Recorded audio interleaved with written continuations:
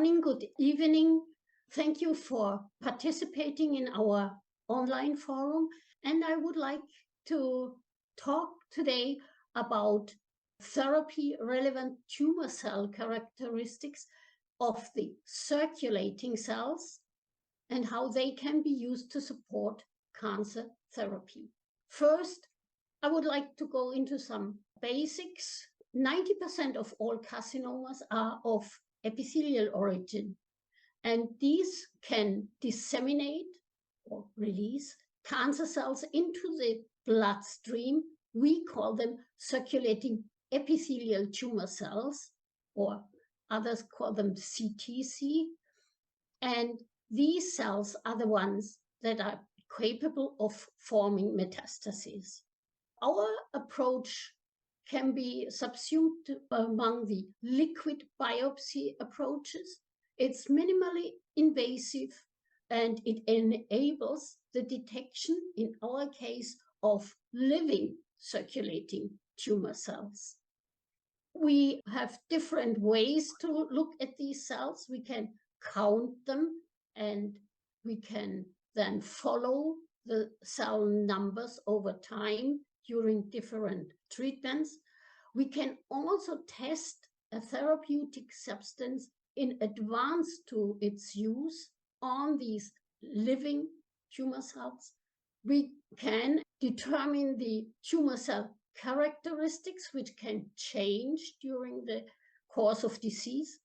And we can also determine the aggressivity of a tumor by cultivating stem tract tumor spheres. How do we approach the whole? We use fluorochrome conjugated antibody against the epithelial antigen and can thus visualize the cells. It's a highly sensitive detection method. It can be used for all solid tumors which have epithelial antigen on the surface. It's fast and reproducible, and it is performed in a DIN ISO 15189 certified laboratory. This is just shortly the approach. We get the blood samples, we lyse the red blood cells, which are 1,000-fold more than the white blood cells, and there remains the little sediment at the bottom of the centrifugation tube. We add the antibody, we transfer the samples into 96 well plates, and then we have an automated microscope which scans every well, 4 minutes per well, and then detects the fluorescing cells, those which are alive and those which have a stained nucleus, and that's shown here.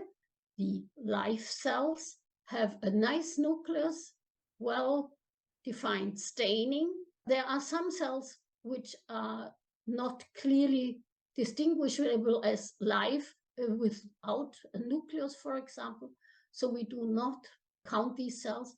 And then there are the dead cells with a clear red nucleus due to a red fluorescing substance which is able to enter the porous membrane of the dying cells. So that's the dead cells. So today, as I mentioned, we would like to look for the therapy-relevant tumor cell characteristics. These cells in blood, they look all alike, but they are still heterogeneous. They can have a different mutation. They can have expression of special growth factors. They can have epigenetic variations. And these characteristics can constantly change. So the cells in the circulation are not always the same as those in the tumor, and the tumor tissue is not always accessible for biopsies. And as we know, a number of therapies only make sense if the tumor cells have the corresponding characteristics so that the therapeutic agents can access and hopefully kill the tumor cells. And the therapy-relevant tumor characteristics thus indicate whether these cells possibly can respond or not respond to therapy. And as I mentioned before, tumor characteristics can change during the course of disease, and this can very much influence the effectiveness of the therapies used. So this is, for example, a cell which has been stained, in this case, for estrogen receptor. So we can look for estrogen receptor, progesterone receptor, androgen receptor on the circulating cells and see whether these have changed in respect to the primary tumor or even during the course of disease. We can also look for growth factor receptors like HER2/neu, the HER2/neu amplification, epithelial growth factor receptor, epithelial growth factor receptor amplification, VEGFR, c-KIT, and insulin growth factor receptor. We can, in prostate cancer, look for prostate-associated markers like PSA or PSMA, the prostate-specific membrane antigen, or for androgen receptor. We can also look for proliferation markers like Ki67, or recently very important, immunomodulatory molecules like PD-L1 and B7-H3, and for tumor-specific markers like melan-A or PLAP, that is the placenta-associated protein, which is typical for very immature tumors. How do we do that? As you saw, there was this double staining, so we can add to the EpCAM antigen an antibody against other receptors like estrogen receptor or PD-L1, and then we can see the double stained cells. So this is an example of double staining with, for example, one patient with estrogen receptor on her cells and the co-expression of estrogen with EpCAM. Or on the right side, the amplification of the HER2 antigen gene. The HER2 is a growth factor receptor, and if the gene is amplified, it can be expressed at a higher rate on the cells, and we can determine, as you can see, sometimes there are many gene segments of the same gene, and this is related with a more aggressive tumor. Here now an example where we have determined the number of cells and the estrogen receptor percentage of the EpCAM positive cells, progesterone receptor percentage of the EpCAM positive cells, and HER2/neu. This was an invasive ductal breast cancer, which was diagnosed in April 2018, and it was a small and lymph node negative tumor. It was defined as estrogen receptor positive and HER2/neu negative. There was a therapy with surgery and radiotherapy, and now subsequently aromatase inhibitor. And you can see that the cells in the periphery still have a good concordance with the primary tumor. Here, this is a patient of metastatic breast cancer diagnosed in 21. And here the histology was estrogen receptor positive, progesterone receptor positive, but HER2/neu low, which formerly have been diagnosed as HER2/neu negative. But it had a high Ki67 of 52%, and she was treated with letrozole and ribociclib.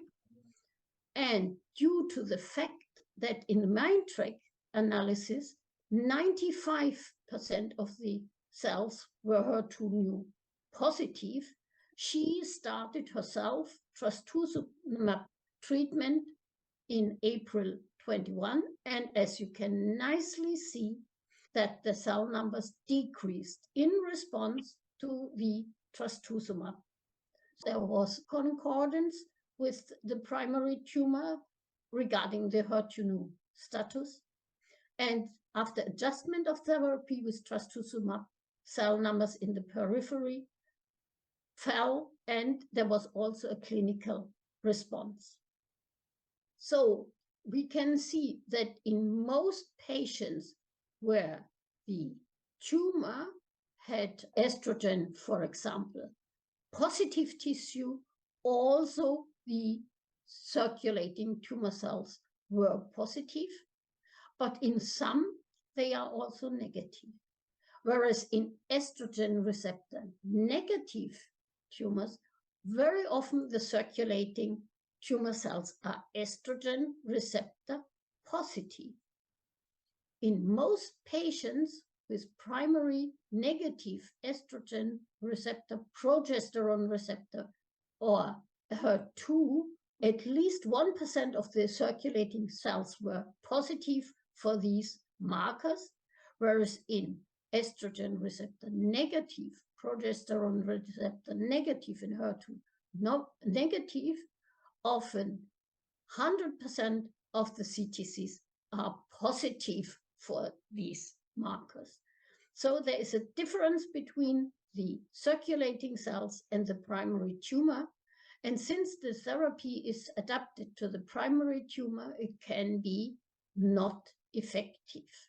This is an example of a patient who had a prostate cancer diagnosed in 2010, a large tumor, who was therapy with radiotherapy, and in 2015 bone metastases were detected, which were treated with CyberKnife. And then from 2016 he had therapy with leuprolin and enantone and was in complete remission and had a stable disease. In 2021, PET-CT revealed a recurrence, and this was treated with lymph nodectomy. Since May 2021, he has a new therapy with leuprolin. So we saw an increase in the proportion of PSA, PSMA, and androgen receptor positive CTCs shortly before the recurrence. Also, the circulating cells decreased. And this was correlated with the diagnosis of the retroperitoneal lymph nodes. And when the node was excised, the markers fell, but they re-increased, and now he is treated with leuprolin, and we need to see how this disease develops further. But the increase of the markers preceded or were indicative of relapse in this patient. So do you have any questions? Yes, there are some questions. The first one, can you explain the clinical benefit of PSA on CTCs compared to PSA as it is generally measured? The PSA on the circulating cells tells us the fraction of cells which are quite surely from the cancer, whereas the PSA in serum is from cells that have been killed or which are dying during growth of metastasis. It's quite different, and the PSA positive cells are usually the more benign or the less aggressive cells, in contrast to PSMA and androgen receptor, which are quite indicating of aggressive or higher aggressive situation of the cells. And PSMA, in addition, tells us if PSMA PET-CT would be helpful, because only those cancers which are PSMA positive, which have PSMA on their surface, can be detected with the PSMA PET, and later on perhaps even treated with radioactive PSMA. So again, PSA in the serum is derived from dying cells, and PSA on the cells tells us the fraction of cells derived certainly from the prostate cancer. Another question would be, how often should the therapy-relevant tumor cell characteristics be tested? One situation where those characteristics should be tested would be if cell numbers increase during the respective therapy. So, for example, if letrozole therapy leads to an increase in circulating tumor cells, then we should question whether these cells still express the estrogen receptor on the cells. And if they don't, one would need to change to other therapies. Another question, with the therapy-relevant tumor cell characteristics, is it also possible to distinguish between tumor entities in the case of multiple tumors? That's quite difficult, and it's not really possible because these markers tell us that, for example, the cells are derived from a female reproductive system. But if it's, for example, breast cancer and endometrial cancer, at the same time, we would not be able to distinguish between these two entities. And some of the tumors do not have characteristic surface markers at all. Then we can also not distinguish them from the tumor cells, from the other tumor. One question. Do you always test for the estrogen receptor together with the cells, with the circulating cells, on ER-positive cancer, or is this done additionally at patients' request? It's done at patients' request because this is also a question of money. So we don't usually test it routinely, but we do at the patient's request. There are no questions anymore. I think that's it. So that's the end. I thank you for your attention. And in addition to the questions asked here, you always can contact us at maintrack@laborbrachmann.de.